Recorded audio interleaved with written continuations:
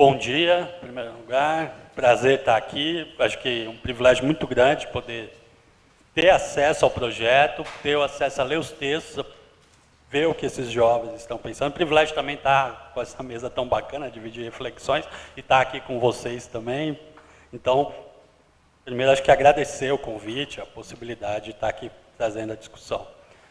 Acho que como passou ali na pequena biografia, né, meu interesse de pesquisa como antropólogo, eu vou tentar fazer uma espécie de uma reflexão antropológica sobre os textos que me passaram, mas meus interesses em termos de pesquisa acadêmica sempre situaram entre juventude, né, num primeiro momento, a primeira questão juventude, né, mas no primeiro momento pensando na questão da pichação em São Paulo, depois eu vou para as escolas, pensar juventude na periferia ainda, mais pensar as escolas, e curiosamente a escrita, de uma forma ou de outra, sempre esteve como um plano importante, tanto para pensar a pichação, essa prática que é mais execrada na cidade, quanto para pensar a escola. Então a escrita como uma dimensão fundamental para pensar, pelo menos as minhas pesquisas sobre juventude. Por isso que a fala que eu preparei aqui, ela é uma reflexão sobre o conteúdo desses textos, sobre o que esses jovens falam, mas também uma reflexão sobre esse suporte, né, sobre essa forma, sobre essa escrita, a partir dessa minha discussão antropológica, né. E essa reflexão, eu acho que ela é importante também para a antropologia, né, já trago, porque eu penso o Lévi-Strauss, antropólogo mais famoso aí, francês, que esteve no Brasil, nos Tristes Trópicos, acho que ele tem uma passagem bacana para a gente refletir que troço é esse que é escrito e que está sendo mobilizado por esse projeto, pela Olimpíada. É o momento em que ele está circulando pelos sertões brasileiros, é quando ele vai, inclusive, conhecer os Iambiquara, que é o grupo indígena sobre o qual ele faz maior reflexão para pensar o estruturalismo, toda a teoria profunda lá que ele vai discutir. E nesse encontro da comitiva dele de brancos, que se encontra com o grupo indígena, ele se depara com uma liderança iambiquara e que vê eles escrevendo coisas, e aí essa liderança iambiquara saca que aquilo que eles estavam fazendo, a escrita, por mais que ele não dominasse, ela tinha uma representação, e uma representação importante de poder, né? Então o que ele faz diante dos seus liderados? Ele escreve também num papel, risca um papel como se estivesse escrevendo e passa também para o Lévi-Strauss e para a comitiva dos brancos, para falar, eu também entendo essa comunicação, né? A partir desse fato, dessa representação da liderança iambiquara, dizendo, olha, eu sei que isso tem algo por trás disso, então eu estou aqui riscando para mostrar, o Lévi-Strauss discute sobre que coisa estranha é essa que é escrita, né? E aí ele vai produzir toda uma reflexão sobre a diferenciação dos povos com escrita ou sem escrita, pautada principalmente na relação com o passado, né? É curioso pensar que a escrita permite o registro do passado, mas também na nossa sociedade letrada ou alfabetizada, então ela permite romper com o passado, né? A gente deixa o passado lá atrás. Enquanto as sociedades orais, de tradição oral, esse passado ele é retomado mais constantemente por meio dos rituais, né? Então a distinção entre presente e passado se faz menos rígida, e acho que isso muda a nossa sociedade, né? A escrita muda. A escrita também, a liderança iambiquara percebeu muito bem, é um dispositivo de poder, né? É isso que permitiu a formação das cidades e dos impérios, a hierarquização em castas e em classes, né? A escrita garante a submissão e a servidão dos outros, né? Ela foi essencial para fortalecer as dominações.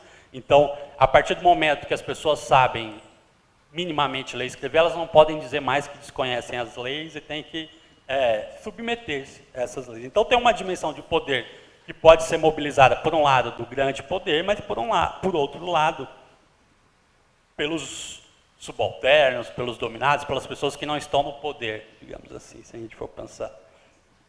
Tem uma outra autora, de um livro muito interessante, que é o Significados do Letramento, é uma coletânea, tem a Angela Kleiman, que faz uma reflexão interessante dessa escrita como tecnologia de comunicação de grupos que sustentaria o poder, né? Então, a escrita sempre pautada nessa dimensão do poder, e ao discutir isso, ela apresenta dois modelos de letramento, né? Um como alfabetização, esse e outro como prática social. O letramento como prática social, e acho que já foi colocado muito bem aqui, com as referências ao Paulo Freire, de pensar essa dimensão, a palavra, pensar o letramento como prática social é pensar o letramento como algo mais amplo, que vai remeter a ações sociais mais gerais, né? Que se servem da escrita, mas extrapolam, né? Enquanto a alfabetização está mais referenciada na aquisição de códigos apenas, né? Como um aspecto só desse letramento. Então, pensar o letramento como prática social é pensar justamente essa leitura do mundo, essa possibilidade de expressar-se, inclusive essa possibilidade de contrapor-se a poderes estabelecidos, né? A gente pode pensar a principal agência de letramento historicamente, que está meio em crise, mas sempre teve meio em crise, é a escola, né?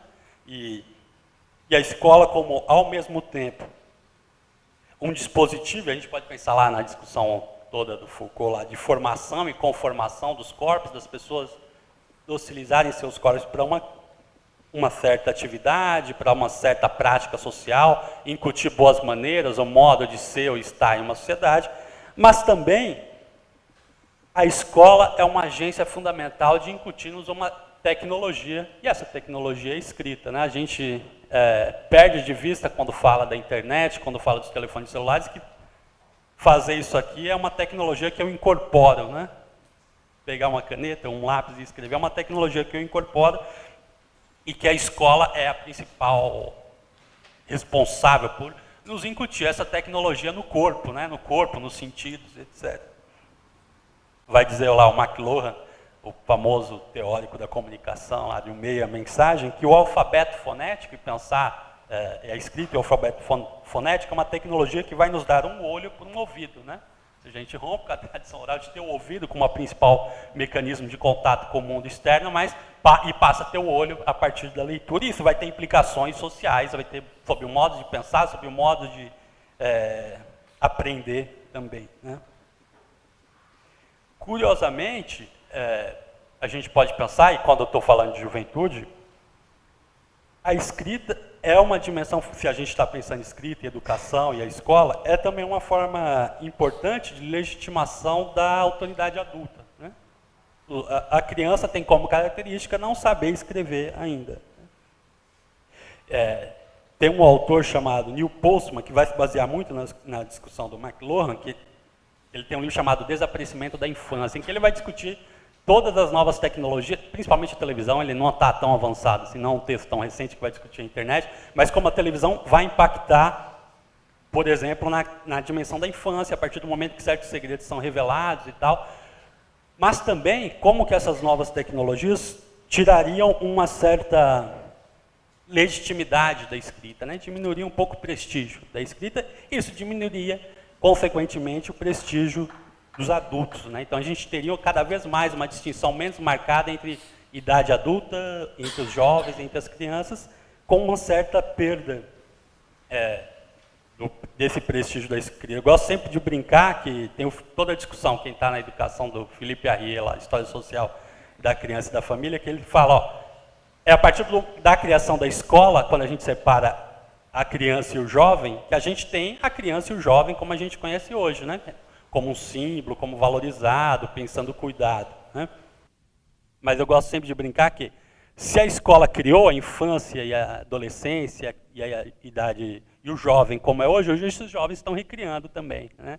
Então acho que o Pierre Levy, quando fala das novas tecnologias, ele tem algo bacana também para pensar, que ele fala, nunca uma inovação tecnológica como a que nós temos hoje, da internet e tal, ela teve um maior domínio, um maior conhecimento dos mais jovens, né? Então a gente tem uma grande inovação tecnológica cujos mais jovens são que detêm um maior conhecimento, um maior domínio sobre ela, e isso vai, e o Postman está trabalhando nessa chave, vai impactar também nessa relação entre o que é ser jovem, o que é essas classificações por idades, né? Tendo em vista que a escola é a instituição responsável por nos preparar para o letramento, né? A escola talvez duas funções importantes, né? Nesse processo de nos incutir, de nos transformar em adultos, né? Criar uma ordem intelectual hierárquica, que é o da escrita, quem sabe ler, quem não sabe ler e escrever, e criar uma ordem social. As boas maneiras para aquela sociedade, qual é o modo de se comportar efetivamente naquela sociedade. E essa distinção, esse é um pouco o argumento que eu tenho pensando nas novas tecnologias, é que essa distinção ela começa um pouco a perder o seu prestígio, porque a gente tem a desestabilização dessa escrita, né? A gente tem, portanto, a perda dessa autoridade e a perda do monopólio desse conhecimento pelos adultos, que é toda essa crise que se fala da educação.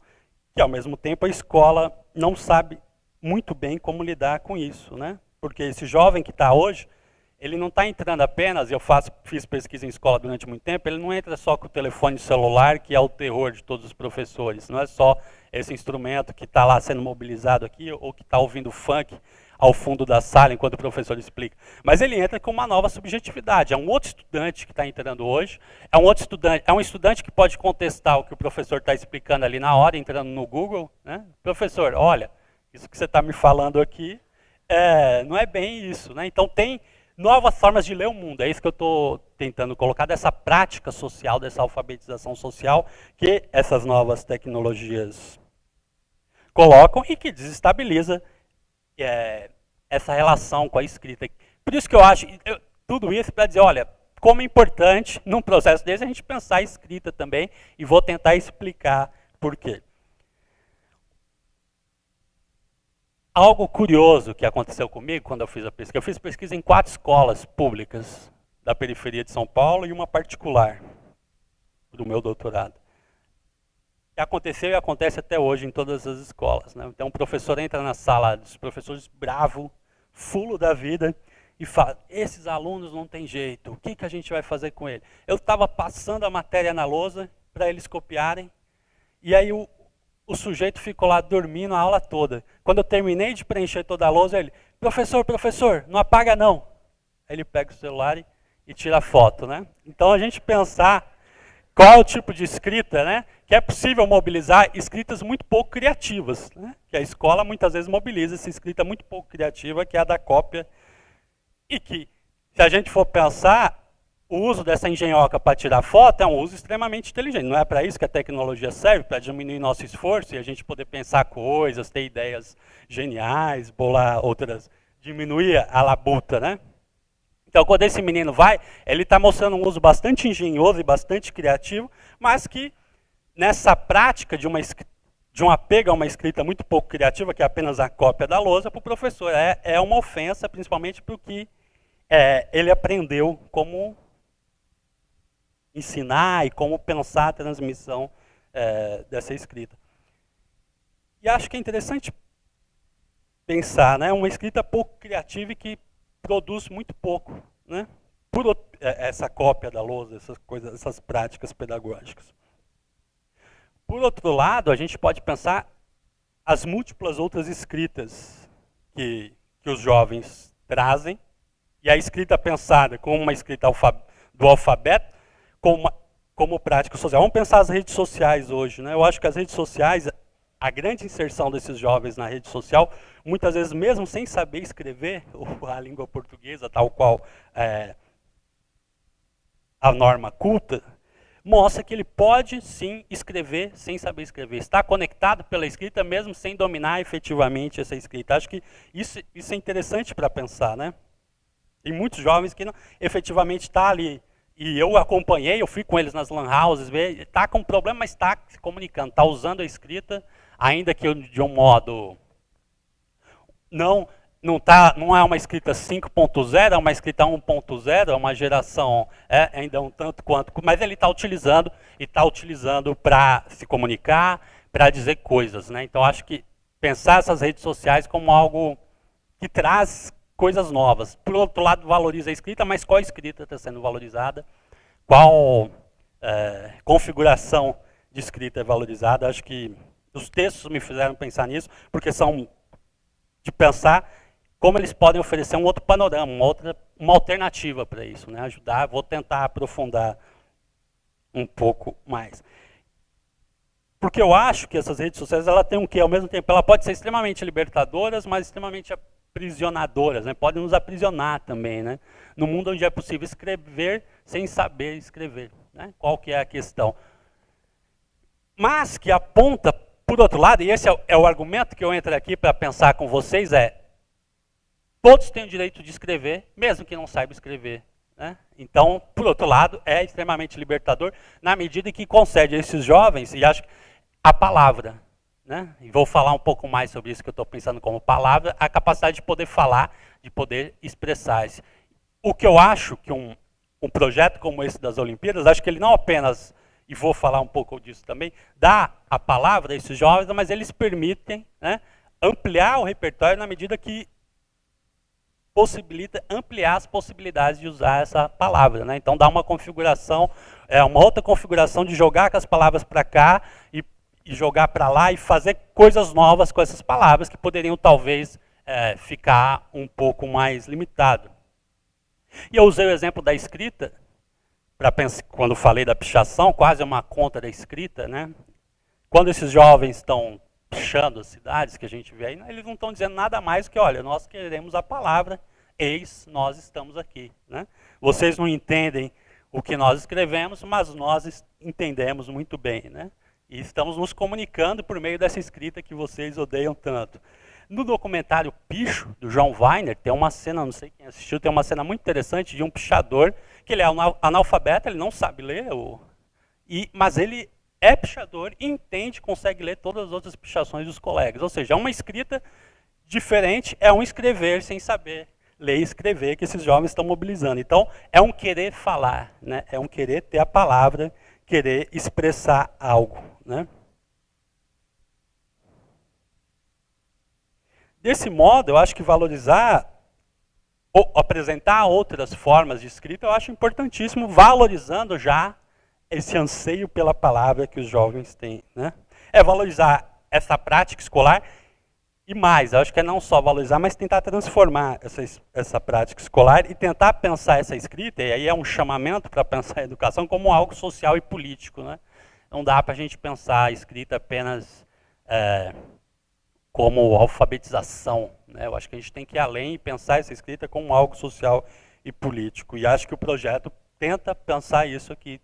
Os textos que eu li, e começo já a discutir o conteúdo deles, é impressionante, né, a posição política dos jovens. Né? Então eles estão fazendo reflexões muito profundas sobre a política e sobre o momento atual que o país tem. Reflexões finas que nem mesmo, talvez, que nem mesmo os políticos fazem, né? Mas eles estão ali, eu acho que nos apresentam um caminho para nós refletirmos sobre que país é esse que nós estamos vivendo hoje, que tipo de desenvolvimento nós temos hoje, né? Eu acho que eles nos dão algumas chaves para pensar isso, e vou falar um pouco por isso. Aqui é por aí que eu quero discutir. Mas eu quero discutir também, né, voltar nessa escrita como prática política. Eu acho que a escrita, e eu escrevi aqui a partir do pensador francês Yves Béat, no ato da escrita, diz ele, a pessoa passa a pensar por si mesma, começa a se oferecer a possibilidade de se comunicar. Portanto, quando se escreve, é possível construir não só o saber, mas também o sujeito aprendiz. É curioso pensar, e eu estou colocando isso em contraposição entre a escrita, essa tecnologia mais antiga e mais dura, com essa outra escrita flexível das redes sociais e da internet, das novas comunicações, mas não a colocando como contraposto, mas como complementares, mas ao mesmo tempo pensar como a gente vive um momento que essa escrita reflexiva ela é pouco valorizada. A gente vive um momento muito do instantâneo, né? E essa escrita e essa leitura exige uma reflexão mais aprofundada, que eu acho que a gente tem que pensar, né? E pensar como projetos como esse garantam uma escrita que compartilhe. Acho que a escrita compartilhada, que é a escrita política, que coloque, quando os jovens estão lá no vídeo colocando suas posições políticas, é uma escrita compartilhada, é um modo de estar no mundo que não é um modo egoísta, autotélico, né? E que, fundamentalmente, aí eu volto nessa discussão, que está reivindicando uma palavra, né? Eu acho que essa é o que me passou dos textos, a leitura dos textos, é a necessidade dos jovens terem essa palavra e terem os meios para comunicar essa palavra. Quando eu estava numa pesquisa numa das escolas, uma das escolas que eu entrei estava tendo um fenômeno interessante, que era a explosão de bombas, né? numa noite que eu estava lá, uma escola de ensino médio, 10 bombas.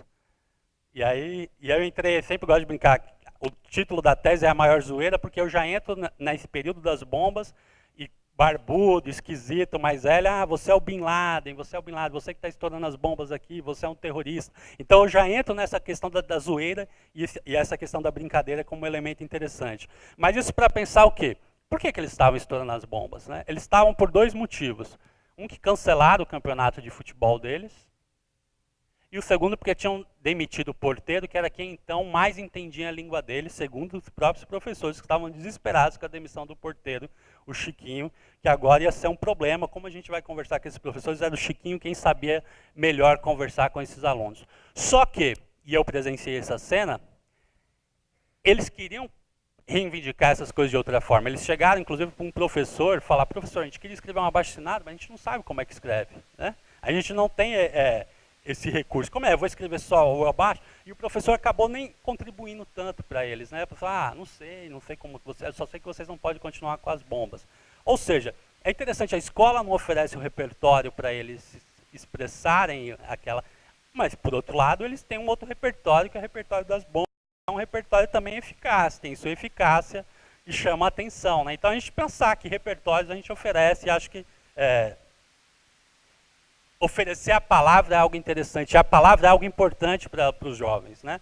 Expressar-se é algo importante. Acho que isso explica o sucesso de movimentos como o movimento hip-hop, né? Ou o próprio funk, que a gente vê hoje em São Paulo, nessa vertente de gênero ostentação, que está falando de consumo, mas talvez menos importante o que eles falam, lógico que eles falam tem importância, mas mais importante ter esse canal de expressão, de falar. Né? Acho que isso que falta muito. E daí o sucesso desses movimentos juvenis em que o jovem fala, em que o jovem fala muito, inclusive. Né? Eu acho que isso explica, por exemplo, o sucesso dos evangélicos, o grande avanço dos evangélicos. Os evangélicos oferecem, antes de tudo, a palavra e uma reflexão sobre a palavra. Né? É isso que está sendo colocado em questão, né? Você agora pode ter acesso à palavra e tem que falar, você tem que dar o seu testemunho. Então isso é uma coisa importante que talvez a gente reflita muito pouco, mas como essas novas formas religiosas, né, chamadas de evangélicas, oferecem também essa palavra para as pessoas. Né? A gente pode comparar algo, se a gente pensar o estudante de escola pública das periferias do Brasil e o estudante de classe média alta das escolas particulares de elite, o quanto esses estudantes das escolas de elite são treinados para ter a palavra, né? Eles são educados para se expressar, para dizer o que pensam, enquanto, pelo contrário, esse jovem da escola, o jovem das classes populares, ele é reprimido na sua palavra. Né? E a gente pode ver até, quem trabalha com projeto social sabe que o começo de um jovem desse no projeto, ele sempre está bem acanhado. Né? Com o tempo ele vai tendo a desenvoltura, enquanto isso traz uma desigualdade. E é isso, né, que esses jovens estão pedindo. Né? Porque eu acho que pensar a construção do texto é pensar como esses jovens estão construindo sua identidade a construírem esses textos. E quando eles querem ter a palavra, eles querem construir essa identidade. É essa a questão fundamental que está sendo posta. Né? E acho que é isso que um projeto como a Olimpíada de Língua Portuguesa oferece. Escrever seu texto, escrever bem seu texto, comunicar bem seu texto, é escrever bem sua identidade, traçar bem o seu projeto de vida, digamos assim. Né? Eu acho que esse é um ponto fundamental que me apareceu sobre os textos. Sobre o conteúdo, que eu queria focar um pouco agora, já que falei bastante sobre a forma e essa ideia da escrita, o que chama a atenção, e eu pude participar de uma outra etapa do trabalho, ter acesso às categorizações todas, é o que eu já falei, a preocupação fundamental que eles apresentam com as formas atuais do desenvolvimento econômico que tem se estabelecido no país. Né? Seus impactos nas relações sociais, seus impactos no meio ambiente. Que desenvolvimento é esse? Eles estão vendo, tem coisas acontecendo aí, está chegando hidrelétrica, está chegando estrada, está chegando trabalho disso, trabalho daquilo, mas o que isso acarreta para nós? Né? Em alguns momentos, chega-se a elogiar, claro, esse desenvolvimento. Ele está trazendo riqueza. Ninguém é bobo de desperdiçar riqueza. Daí o funk e a ostentação, que eu mostrei, tinha algumas fotinhas que não me deixam mentir. Né? Todo mundo quer sua parte na riqueza, todo mundo quer brincar de ser feliz. Né? E mesmo valorizando esse desenvolvimento, a crítica dos grupos que estão sendo meio massacrados. Olha, esses índios estão querendo demais. Alguns textos chegam a falar isso, né? Esse desenvolvimento tem que dar asas para o desenvolvimento. Mas, de uma maneira geral, há uma crítica, né? A esse desenvolvimento. Me parece, foi falado aqui no começo dessa relação, né, desses jovens, e o texto me faz isso, dessa discussão toda com as manifestações de junho, com essa coisa dos jovens irem às ruas. É interessante pensar que, já olhando os textos, como já havia um caldo cultural para além, né, de ter um movimento desses jovens, já estavam pensando sobre isso. Acho que os textos revelam um pouco isso. Há uma insatisfação, né, nessa discussão de desenvolvimento, e mais, eu acho que e isso talvez nos faça pensar sobre essa falta de foco das manifestações de junho, quando teve a grande onda, né, que varreu todas as cidades do Brasil, nos faz pensar novamente sobre a dimensão da palavra, quanto essas manifestações, o fundamental talvez menos o que era reivindicado e mais o poder de expressar-se, né? Esses jovens querendo falar, e acho que as redações têm disso, esses jovens têm muito o que falar, têm muito o que dizer, eles nos falam, por exemplo, alguns exemplos. O que de acho essas hidrelétricas vão trazer para a gente, afinal, que eu estou vendo só dano ambiental. Vamos falar dos shoppings, da riqueza chegando em área de mangue, tanto em Fortaleza quanto em Florianópolis, do choque que tem entre o Código Florestal e os agricultores, do gasto irracional de água. Muitos textos falando de saneamento básico, com reflexões interessantes, né? Então, eu acho que pensar o desenvolvimento econômico, acho que isso, para onde vamos, né, com essa história toda de desenvolvimento? Acho que essa é uma questão, mais do que afirmar, os jovens estão perguntando nos textos, para onde vamos com essa história toda? O que vai dar? No que isso aí vai dar? Né? Quando eles falam de si, e isso me chamou bastante atenção, né, quando é o tema jovem que entra em questão, uma visão bastante negativa do que é vivenciar a juventude. Me pareceu muito pouca discussão sobre perspectivas de futuro para a juventude, mas a juventude hoje violenta, a juventude que se entrega às drogas, a juventude que não quer saber de nada, que só quer entrar nas redes sociais. É uma visão me pareceu pessimista sobre o que é ser jovem ao mesmo tempo, né?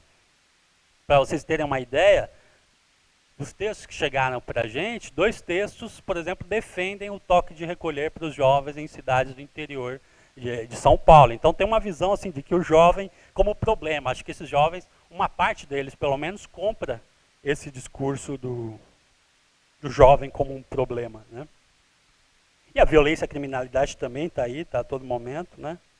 E a escola também é sempre majoritariamente pensada como espaço de problema, né? Desde como espaço de violência ou como espaço de desprezo. Um texto que me chamou muita atenção foi um que fala de como a escola despreza a cultura dos jovens rurais, né? Então ele estava falando, olha, eles não valorizam, nós somos desprezados, sofremos preconceito. Então a escola também vista como esse espaço bastante negativo, né? O que me leva a pensar e a trazer uma outra reflexão, já que eu ainda tenho tempo, tenho 5 minutos para fechar aqui, que é da escrita como projeto, né? Da escrita como projeto de vida para esses jovens. O como pensar uma escrita competente, eficaz, permite esses jovens terem mais condições de pensar um projeto de vida. No momento em que a gente vive, e aí eu trago a reflexão do antropólogo indiano chamado Appadurai, em que cada vez mais, cada vez mais nós vamos para outros lugares, né? As migrações aumentam, os deslocamentos aumentam, e cada vez mais pelas novas tecnologias nós temos, mesmo que não nos desloquemos fisicamente, condição de nos imaginar em outros lugares. Seja pela televisão, seja pela internet, seja pelas novas tecnologias, nos garantem pensar, eu posso me pensar em outros lugares, o funk, a ostentação me garante pensar em outra posição social, eu posso lá brincar de fazer pose de rico e gravar o clipe, e a partir disso, inclusive, isso que era só uma imaginação, virar uma realidade, eu passar a ganhar dinheiro com isso, poder comprar o carro que eu cantava nas músicas, ou seja, me permite deixar a imaginação em além. O problema, e esse antropólogo alerta de uma forma muito interessante, é que esse imaginar-se em outro lugar, ele pode ser por um lado, um projeto coletivo, um projeto consistente de vida, portanto, um projeto político que agregue as outras pessoas. Por outro lado, ele pode ser uma fantasia individualista, egoísta, de eu pensar em mim mesmo, muito atrelado à sociedade do consumo que nós temos. Eu acho que projetos como o da Olimpíada ensinam ou fornecem essa ferramenta, essa atualização da tecnologia da escrita para pensar também essa escrita, os impactos políticos dessa escrita. E já que eu estou concluindo, um texto que me chamou bastante atenção, e não tem como lê-lo, que eu acho que é um pouco um exemplo disso, dessa prática de pensar um projeto coletivo, de pensar essa escrita como identidade e como manifestação política, é um texto que tem um título bastante singelo, é um tema bastante interessante, mas muito político, chama O Jardinzinho. É um texto de uma estudante de Ubatuba, em que ela reclama justamente de um jardinzinho que está sendo destruído por uma estrada, né? Por alargamento de uma estrada. Vou ler alguns trechos e aí encerro, concluo aqui. Ela diz: na frente da minha casa, do outro lado da rua, existe um lindo jardinzinho, que é de todo mundo, mas não é de ninguém. Com árvores frutíferas, plantinhas, esquilos e passarinhos que vivem ali há muitos anos. Mas em 2011, o governo federal desapropriou o lindo jardinzinho para alargar a BR-101 e construir um viaduto a fim de diminuir o trânsito na temporada. Aí ela constrói a argumentação, eu vou direto para a conclusão, por conta do tempo. Passam horas e horas, discursos e mais discursos nos conscientizando a preservar a natureza. Mas quando enxergam o lucro, não pensam duas vezes em passar por cima dela. O trânsito é um problema em Ubatuba, mas não é o maior. O alargamento da pista seria o suficiente para resolver essa situação. Não é preciso tirar a vida do lindo jardinzinho, os moradores cuidam dele com carinho. Fazem o trabalho que deveria ser da prefeitura, mas ninguém reclama. Todos acham que é um jeito de preservá-lo, assim como a beleza natural de Ubatuba. Eu acho que mostra de uma forma bastante simples, ela falando do seu local, mas de uma forma bastante global e política, e pensando essa escrita como algo compartilhado, né, profundamente compartilhado, que acho que esse tem que ser o sentido, e acho que só de propiciar esses jovens escrever textos como esse, acho que o projeto já valeu de produzir essa reflexão, acho que o projeto só por aí já mostra sua importância, e que eu acho que é fundamental, né? Propiciar a possibilidade de expressar-se, a possibilidade de falar, a possibilidade desses jovens protegerem e construírem, né, seus jardins reais e simbólicos, seus jardins de palavras, enfim, suas vidas, trajetórias políticas e profissionais, estudantis, enfim, é isso. Obrigado por me ouvirem.